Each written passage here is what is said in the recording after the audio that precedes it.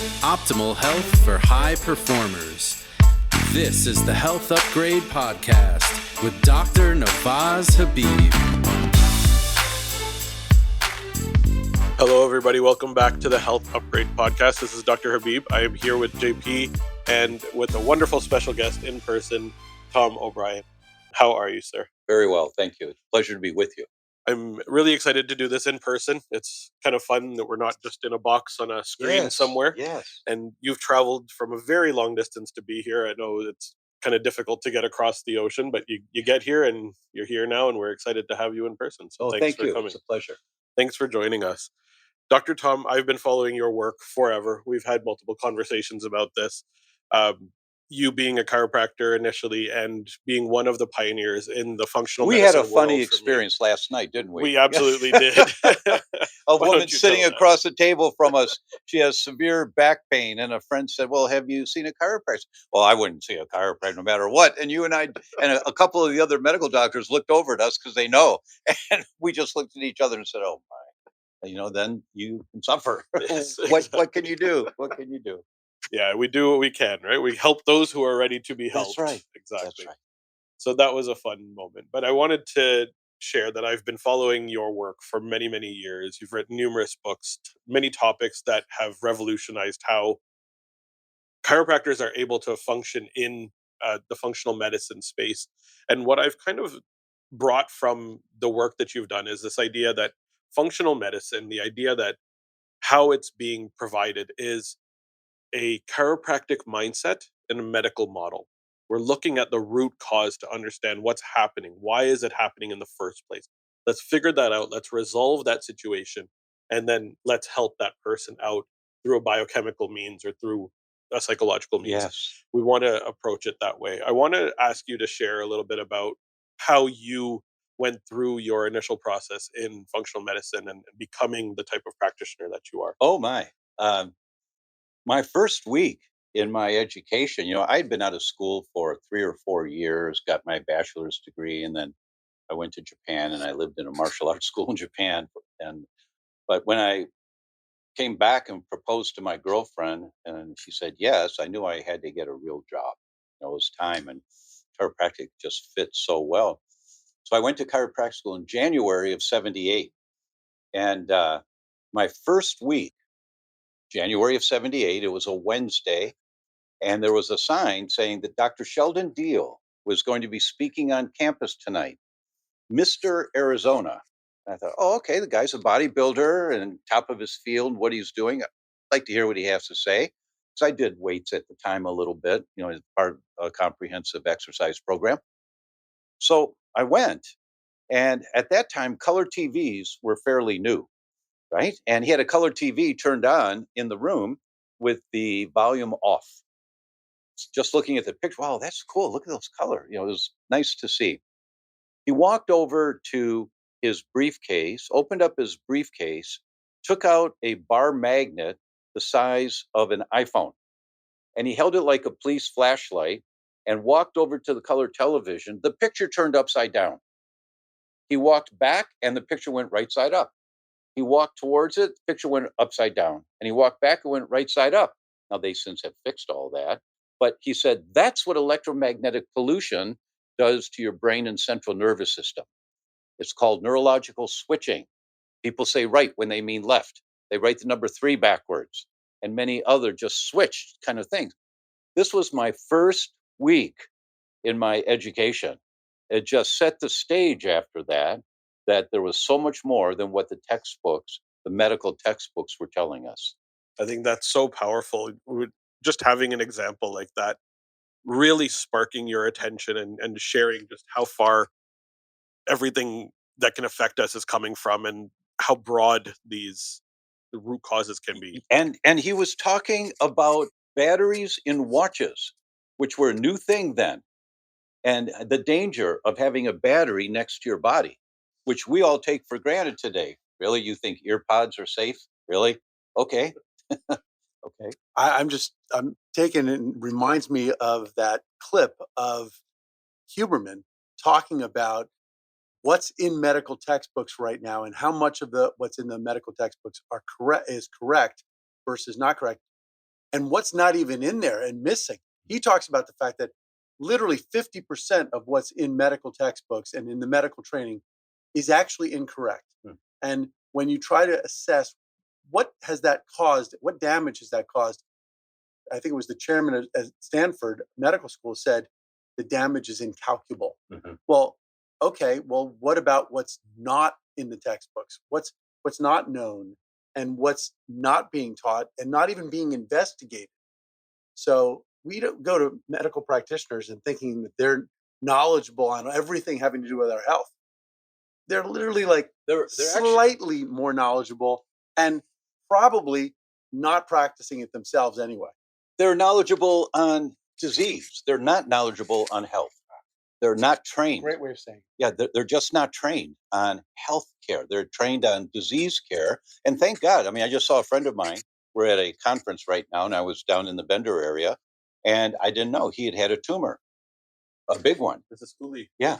Yeah. Uli is a friend of mine as well. And he told me the whole story. What a crazy story. Yeah. Thank God that we've got that kind of medical care available. Thank God. But that's not health care. That's crisis care. And people don't know that there's a difference.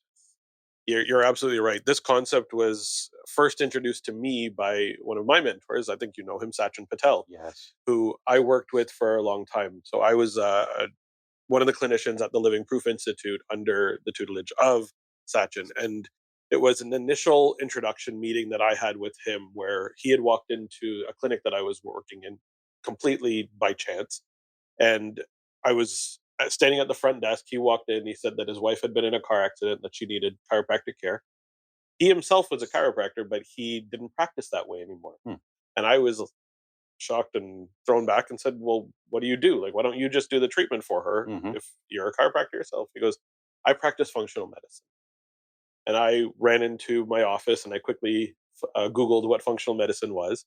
And that was my introduction to functional. He went into the office with the owner of the clinic and planned out the care protocol for his wife. They lived right upstairs. What are the chances of Sachin Patel living right upstairs from the clinic that I was working in? And as he was leaving the office, I ran out after him.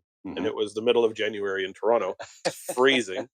I ran out after him. I said, "This functional medicine thing looks amazing. I need you to teach me what this is." And he took me under his wing and Nice. slowly Very nice. introduced this whole concept. And this is where the concept of creating health was introduced to me. It's not about stopping disease. It's not about reversing disease. It's about creating health. And there is a difference. Can you explain that? Yes. But I would like to make a comment on what you've said and respectfully disagree with Sachin that musculoskeletal care is a part of functional medicine. Agreed. It is. And a practitioner may choose not to stay attuned and at the top of his game in the musculoskeletal care. And then he finds people who are staying at the game to refer to, which is great. That's great. But it is a part. I look at functional medicine as being a three-sided triangle. I came through the world of applied kinesiology, and George Goodhart was my mentor. And I have over 400 hours with George, and he invited me to be an associate in his clinic. And I said, "Well, thank you, Dr. Goodhart, but excuse me, sir, you don't pay enough." And he looked at me. I said, "I'm sorry, I have an 8-month-old child, but I'm going to follow you to the day one of us dies." And he said, "Well, Tom, I'll be at your funeral." So, that was George. That was George, right? And in applied kinesiology, you talk about the triangle of health. And the diplomates have a diamond pin of a triangle. And that's the logo of applied kinesiology. And the triangle is mechanical, is one side of the triangle. And then biochemistry, what we eat, drink, nutrition, medications, air, is the second side of the triangle. And emotional or spiritual is the third side. And I had dinner with him the year before he died. And I said, "Dr. George, I think triangle is outdated, that there's actually four sides to a three-sided triangle." And he said, "What are you talking about?" And he had a sparkle in his eye. And I said, "There's a base. There's four sides to a three-sided pyramid. There's four sides. There's a base, and that's the home of structure. It holds everything together. And then there's biochemistry, emotional, spiritual, and there's a new kid on the block, and that's electromagnetic. And all four sides have to be looked at. And that's how I think of functional medicine, is being educated on all four sides of the triangle of health. Now, you may choose to specialize in one or two of the four, and you have psychiatrists that you refer to or chiropractors you refer to, but there's four sides. I appreciate that a lot. The pyramid visual is very clear. Yes. That makes a lot more sense to me. You mentioned at the time you had an 8-month-old and you needed to make sure that you were supporting the family. Yes. And now you have an almost 5-year-old. Yes. And I believe one of the things that you're very interested in is building healthy babies, building healthy Yes. humans from the ground up. Let's talk about this new concept that you've kind of been working on for the last little while of building a healthy human and what that means and what are we contending with today. It's called fetal programming, and it's baby's development in utero.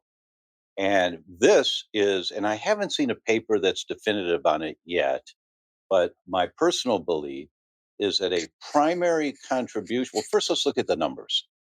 Thanks to the current head of the Department of Health, we know the more accurate statistics on what's going on for healthcare in our country. And it's one child out of 34 are on the autism spectrum. And the CDC put those numbers together, but it's an accumulation of state by state. And when you look at the worst state, that's California, it's one boy in 12.5 by the age of 4 is on the autism spectrum. That is catastrophic. Yeah, that is beyond, oh, that's too bad.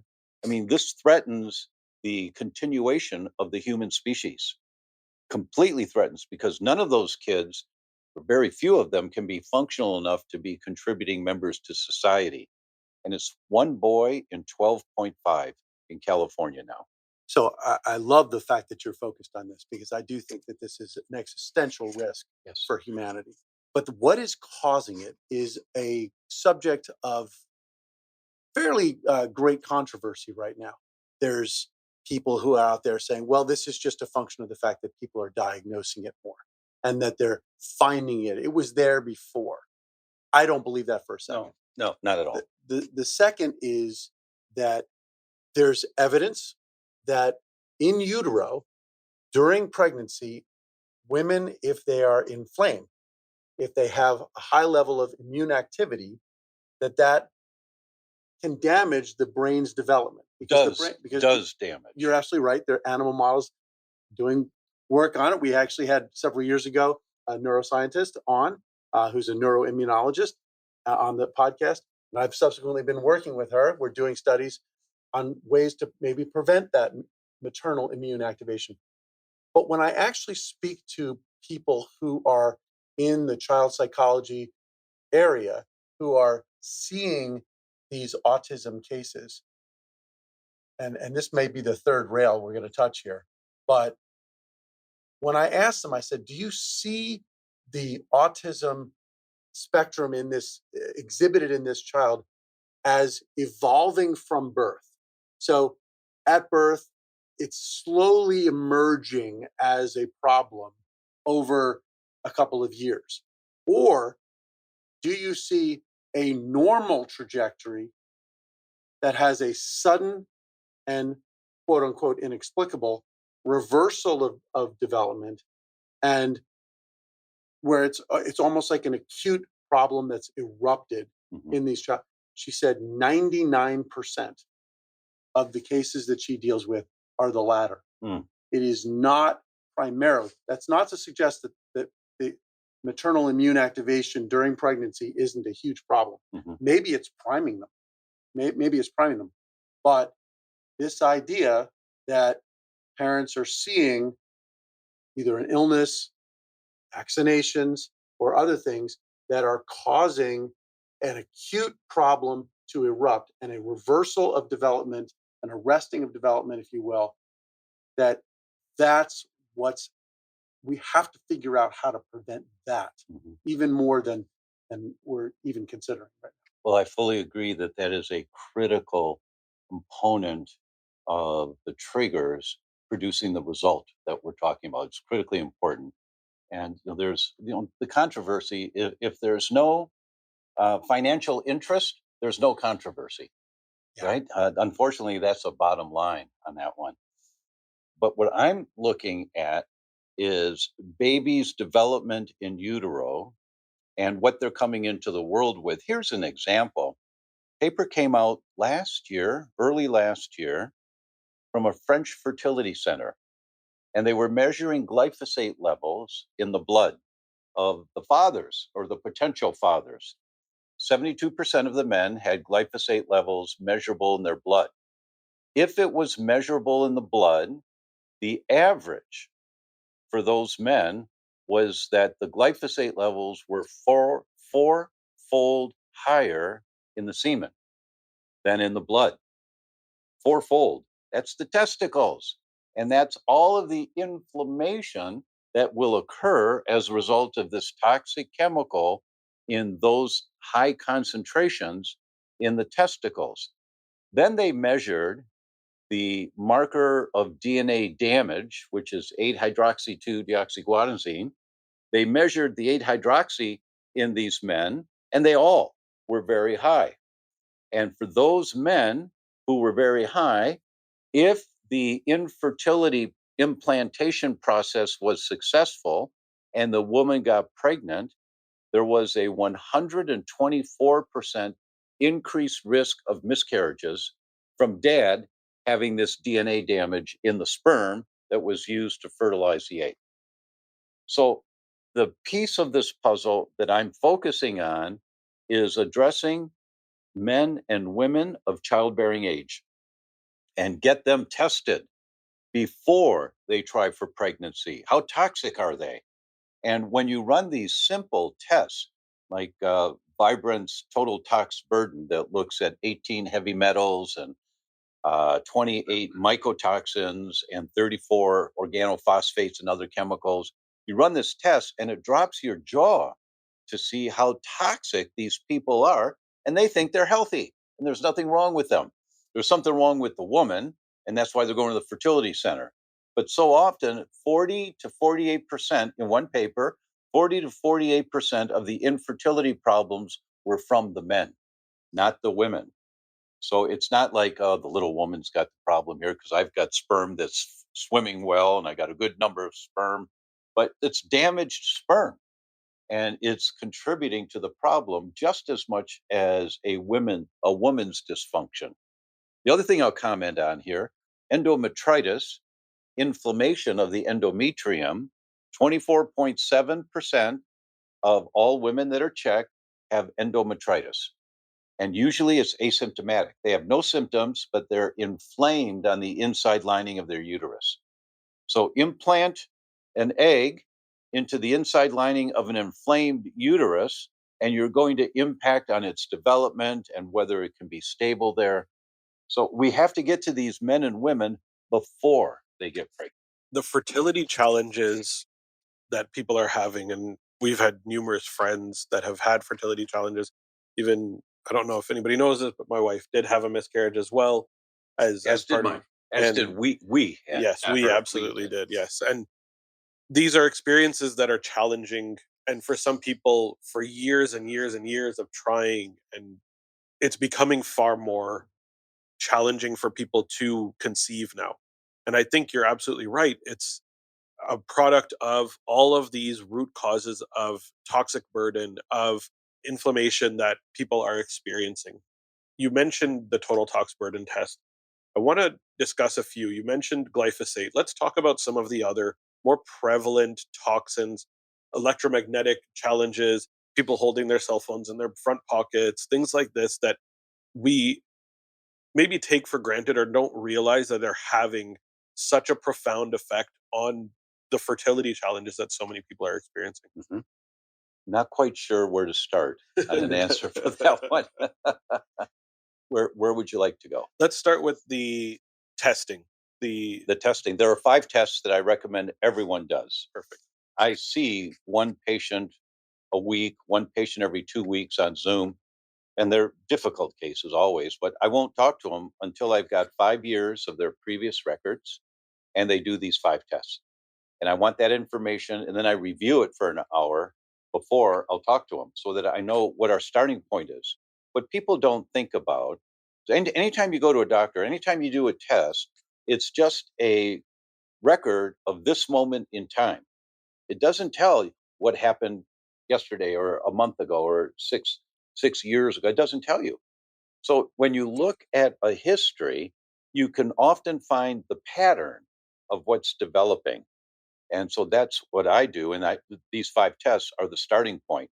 And it's about $1,200 for the tests, and insurance won't pay for it.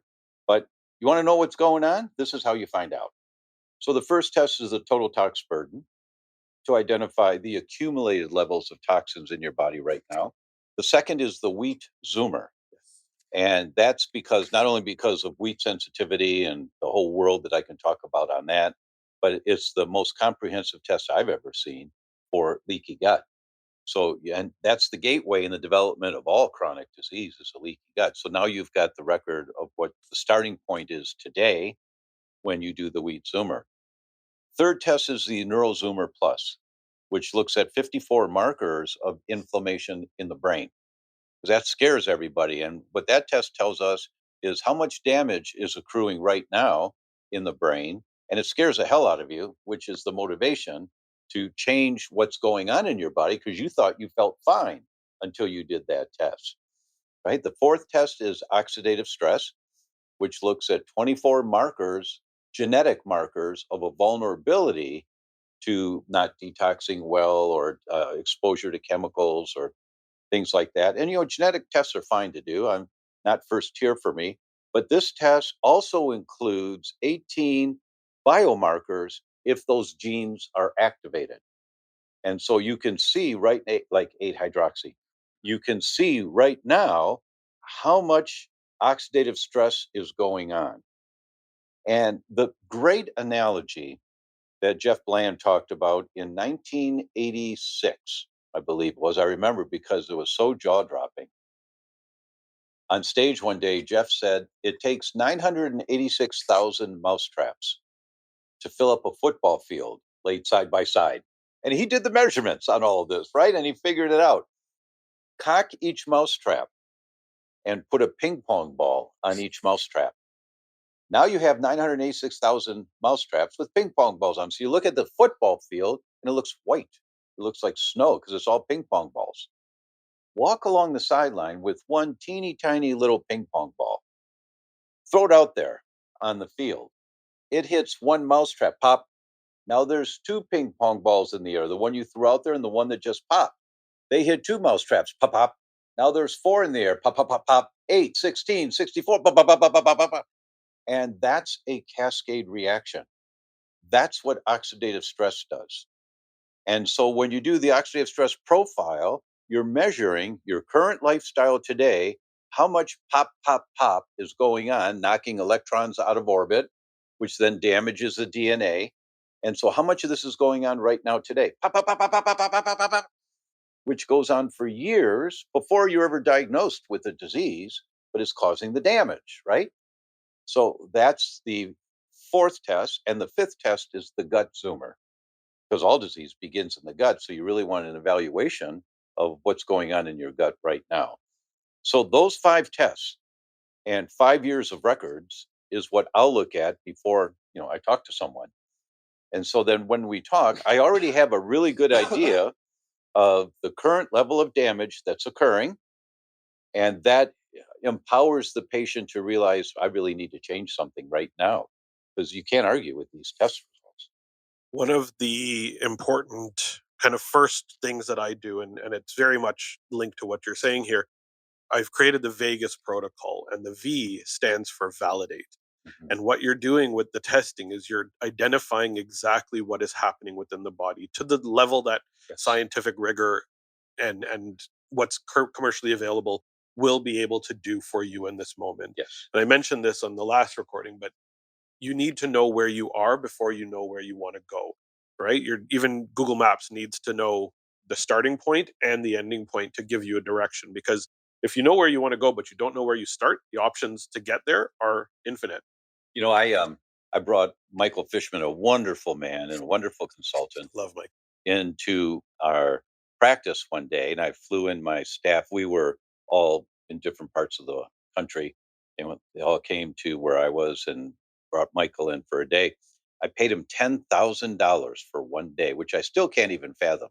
I mean, it was great value, and I'm so grateful. But this, wait, what? What?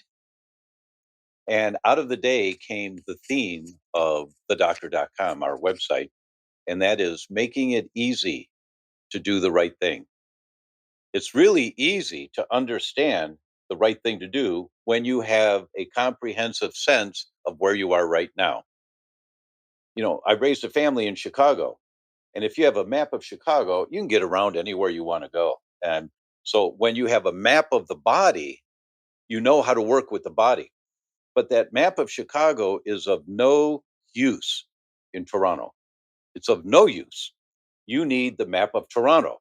So for the next patient, you need the map of that patient. You need the tests that tell you what's our starting point right now. Where have you come from and where are we going? That's why our friend Andrew Campbell has this beautiful quote: "In God we trust, all others require data." Oh, I love that. That's so good. I told Andrew, I said, "Andrew, I've got a picture of you in every presentation I give." And he just kind of looked at me. And then the quote, and then he laughed and laughed and said, "Thank you." Because it's true. It's true. Without the data, you're shooting in the dark and you're going on symptom relief to determine if it's working or not, which is great to feel better, but you need to stop, arrest the mechanisms, and reverse the direction. I love that. And the idea of personalized care comes exactly from this, right? Yes. Individualized, personalized care from somebody who takes in the data that's available on the individual, assesses it, obviously using their own lens, their own bias, but that experience, when you get to a point where you've worked with hundreds and thousands of patients, you get to identify patterns. And these Yes. specific patterns with outlying data points is how you then create a personalized care protocol for each individual client, depending on where they are, depending on where they want to go, and other factors, their age, their nutrition status, their lifestyle factors, their stress management. I want to ask where you see psychological stress playing a role in Oh, this. it's one of the three sides of the pyramid, right? Exactly, It's one of the yes. three sides, the spiritual, emotional. It's just as critical as the biochemical. No arguments. So when I have a patient who comes in and they've been everywhere and they've tried everything and they've seen some really good practitioners, I can say with a lot of confidence, I'd wager $500 that we're going to find it's the emotional or spiritual side of the pyramid of health that's out of balance. It's some trauma that has not been processed in a way yet to where it's not continually stimulating stress hormone production. And it's excess stress hormone production that's contributing to this.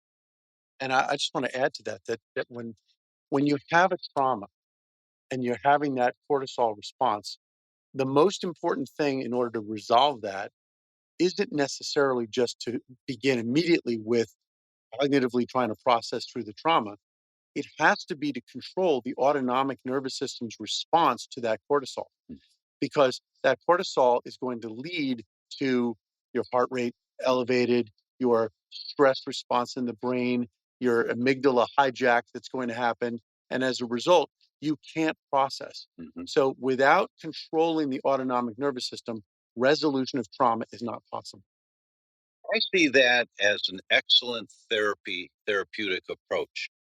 However, I have had the experience numerous times now that when someone is on that side of imbalance in the pyramid of health, where it's emotional or spiritual, I refer them to my friend who I refer to lovingly as a white witch. And she's out in the country in Ireland, and she does Zoom calls and puts people in a comfortable, safe space of hypnosis. And then she walks them through a process where they are observing whatever the trauma was. And they often don't know that they had the trauma until they're in this process. And when they're in the process and this particular threat comes up to their awareness, she stops them. She says, okay, stop. What decision did you make about life in that moment? And it's from an unemotional place. They're in a very safe space. And it completely changes the person's paradigm of that particular time of life and that trauma. So I see addressing the autonomic nervous system as a very valuable tool for therapeutic relief. But I see this approach as being permanent with that. Yeah, one of the areas that I like to discuss when I'm talking about the psychological side of things is we want to create a feeling of safety. Yes. And what happened in those moments took that person out of a feeling of safety, and they started telling themselves a story about what that moment means. To survive. Exactly, for survival. And absolutely it's the correct mechanism. Right. But what it does is it stuffs the lens through which you see the world. That's right. And when it does so, it creates these experiences that you attach emotional meaning in accurate or non-objective way. And so your subjective view of what's happening is stuffed, or it's altered because the lens through which you see it has this emotional attachment to it. And so it creates this unsafe feeling, even though objectively the situation may be safe. You as an individual are experiencing it in an unsafe way. That's very true. Very, very accurate. And unfortunately, very common that most of us grew up with a lot of trauma one way or another. And however we survived, we survived. And so that becomes the operating overview for survival is when that type of threat comes in or anything close to it, we react this way. It's the difference between reacting and responding. And we're not responding, we're reacting for survival. Yes. And you can't argue with that. And so it's a critically important when people have been everywhere and they've seen everyone and they've seen good practitioners, but they're still not getting the results they want. I can't think of a case where it wasn't critically important to go to the emotional or spiritual side. Yeah. It's one of those four pillars, one of those four pieces to the triangular Yes. pyramid that you're looking at, that if you miss out on that one, the pyramid will crumble. That's right. Very much the same idea. And it's a function of the fact, in my view of this, is that it's controlling the autonomic nervous system. Oh, of course. And if you can't break free from the cortisol response, you'll never process intellectually. It's what we were just talking offline about, the fact that there's, four pillars we talk about on this podcast a lot. You got your microbiome, you've got your immune system, you've got your mitochondria, your cellular health, and then you've got your autonomic nervous system.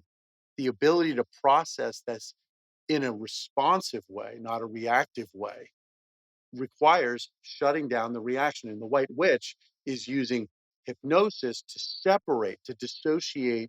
There's drugs that are dissociative that are really beneficial in these trauma situations because it separates away the emotional and the physiological response from the intellectual processing that has to happen. So whether you use, hypnosis, or you're using ibogaine, or you're using, vagus nerve stimulation, something that will shut down that autonomic response and allow you to process is really critical.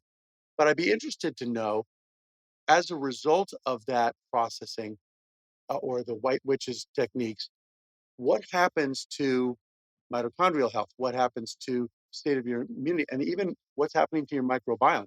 Because all of those things are controlled by that same response, because your body is responding to a threat, and it doesn't care whether the threat is an emotional threat, a psychological threat, or a physical threat. Being chased by a lion is no different from being chased by your boss or by an angry spouse. You're going to have the same physiological responses. So I'd be interested to know, do you track those other things along with the processing of the trauma? You're going to see all those other physiological changes happen.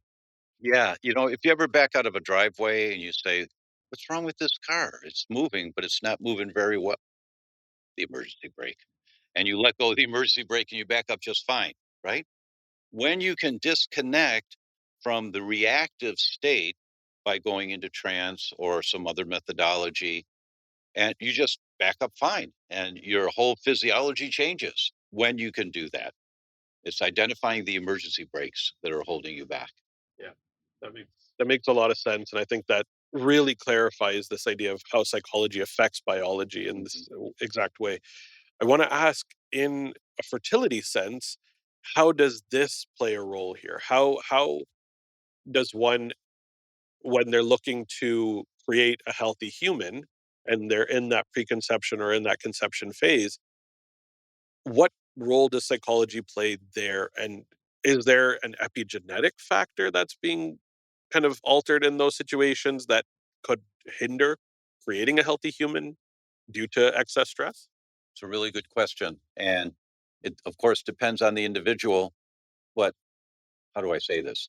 We had a miscarriage and it was a blighted ovum. And I had no idea what a blighted ovum was or how frequently they occur. And if you ask a room of 100 women, how many have had a missed period and then the next month it's a little heavier than usual? That likely was a blighted ovum and you're miscarrying.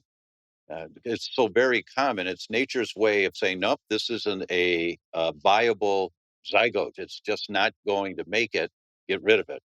And so we had one of those.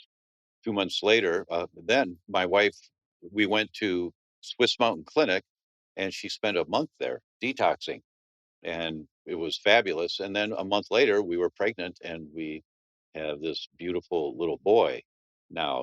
So we were really aggressive about it, and it was top priority for us. But one has to disconnect one way or another. It might be by vagal nerve therapies, disconnect from the intensity of threat. And when you can compartmentalize and let go of that intensity of threat from the external environment, you reduce that autonomic response. I think that's critically important for being able to become pregnant. And it's not necessarily only the intensity of the stress, it's also the chronicity of the stress. If you can't break free, and unfortunately in Western society, because we have so many sources of stress, and stress, again, doesn't have to be a bad thing, stress can be a good thing. But if you don't break free from stress, even good stresses, you're going to end up with a problem. I always use this analogy. If you go out and run 3 miles, that's a hormetic stress. That's really good for you. Go run 3 miles. Go run 30 miles, probably not as good. Okay. Maybe for some people who are in great shape, they're not going to have, but most people who run 30 miles, you're going to be hurting for days.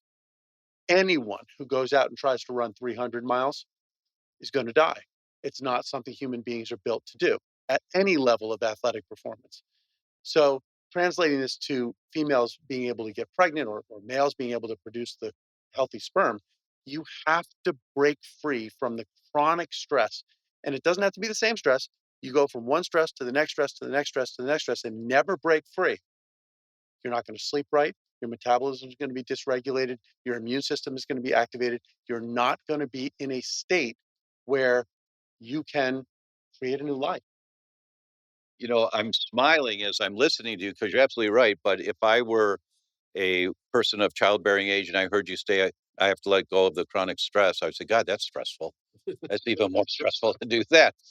And Just turn off Netflix. yeah, well, that's a component. That definitely is a component. Is how we are attached to our devices and the stimulation that's coming from that. There's a book that everyone should read, clinicians and general public. It was the layperson's book by a famous scientist named Hans Selye, and the book is called The Stress of Life. It was written in 1956, but it's so relevant today, still relevant. Selye was the guy who took the word stress in his era.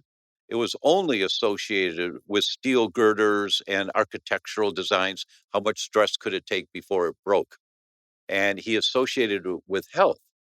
And when you read his book, it starts to make a lot of sense for especially general public to understand why they're in the space they're in today. And his dedication in the book is just so beautiful. He said, "This book is dedicated to those who are not afraid to live a stressful life, nor so naive to think they can do so without intellectual effort."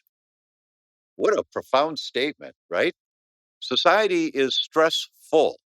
It's not going to go away. You're going to have stress every day of your life, but how you handle that stress and how you take care of this machine, this body that we have, is so critically important. It makes it easy to do the right thing when you know how to take care of this machine. And that's what you have to do to thrive in our world today.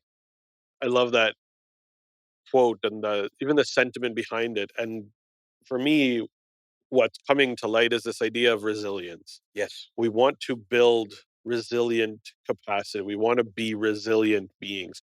We're never going to live a life that does not include stressors, both good and bad, or excessive and what we're capable of handling. And you're right, we're attaching meaning to stress in almost a negative way, even though Yes. stress is simply an objective measure. I love this idea of bringing it back to the girders and kind of how the steel can handle the stress of being in a A certain situation. amount and Exactly. not more. Exactly. And Selye told us in there, and he showed young men, healthy young men who unfortunately die of some trauma, their adrenal glands are the size of a walnut.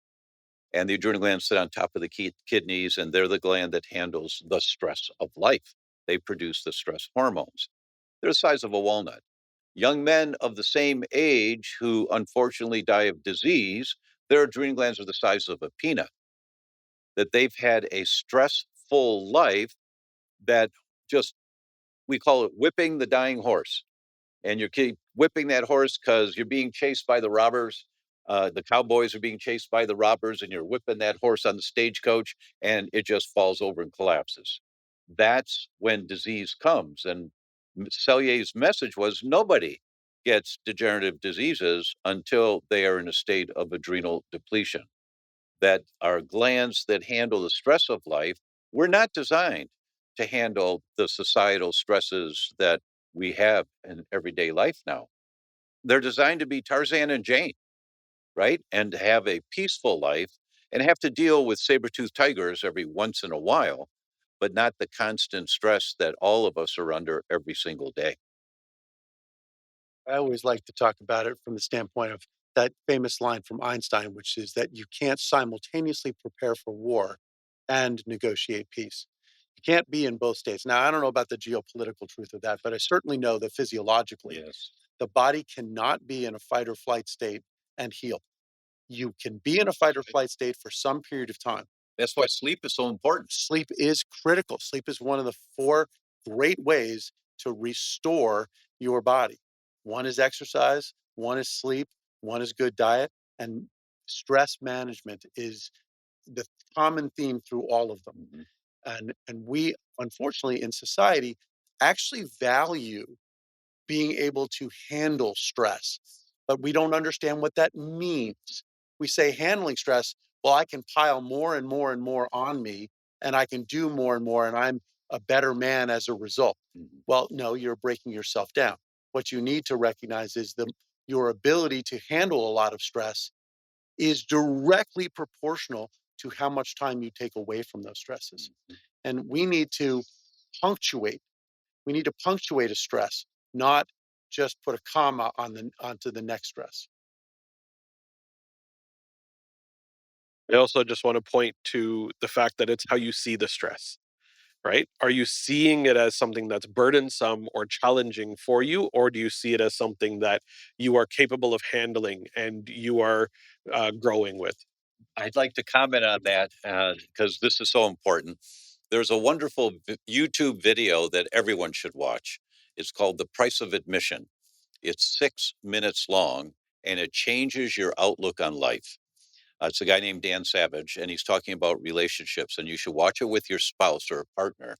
And when you watch, and he talks about the price of relationship for a successful partner. So, but my wife and I use the term, it's the price of admission. You know, I'm here now. I flew in from Italy to Las Vegas for this event.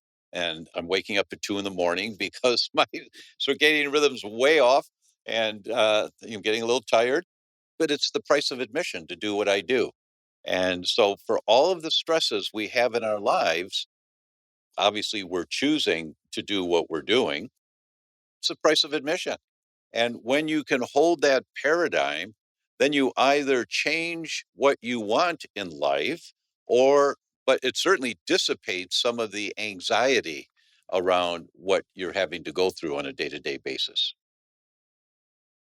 I love that, and I will be watching that video. Yeah. And I'll send you a good one that I think you'll appreciate Oh, as good. well. This has been brilliant and just so much beautiful insight into creating a life that is resilient and that is working on your body to be able to address all of these things, ensuring that you have the biochemical, physiological, emotional, psychological, and electromagnetic Mhm. components under control and managed and supported in such a way that you're building real resilience. Mm. I think that's the ultimate piece, whether it's for fertility or simply for the creation of health. Yes. I want to take a moment to just say thank you for joining. JP, any final thoughts? Yeah, I just very much appreciate the perspective that you brought about the difference between modern healthcare being about treating a disease or treating a medical problem, but not necessarily restoring you back to health. Mhm. We think that if you have that surgery, you're going to be healthy, but there's still a process you have to go to regain that health and then to maintain it. That unfortunately you don't get a lot of modern physicians teaching you how to do that. Mhm. So we need to have more of a focus of that in our healthcare system. Amen. Amen to that. This has been absolutely wonderful. Thank you for joining us. Thank I'm you. excited for the new project. I know we're kind of at the beginning stages of it, but building healthy humans, I think, is so important. And there's so many factors involved in it, and realizing that the exposures that we do have around us that need to be addressed can help us to mitigate this path that we are currently on. So, thank you again for joining us. Thank you. It's a real pleasure. For anybody who got to this point, thank you for listening. I hope you took something from this, and please share this episode with 3 people who you think could utilize this information to create healthier humans. And we'll see you all on the next one.